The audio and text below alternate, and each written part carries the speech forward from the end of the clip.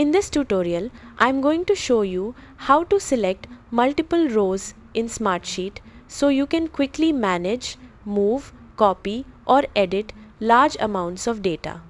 First, open Smartsheet and navigate to the sheet where you want to select multiple rows. To select a single row, click the row number on the far left side of the sheet. The entire row will become highlighted.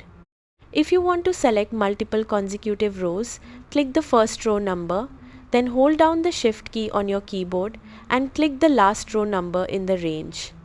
Smartsheet will automatically select all rows between those 2 points. For non-consecutive rows, hold down the Control key on Windows or the Command key on Mac while clicking individual row numbers. This allows you to select specific rows without selecting everything in between.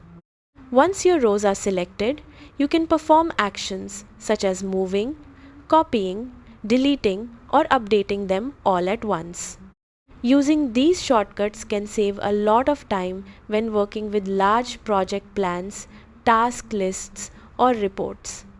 That's it. You've successfully learned how to select multiple rows in Smartsheet. Thanks for watching.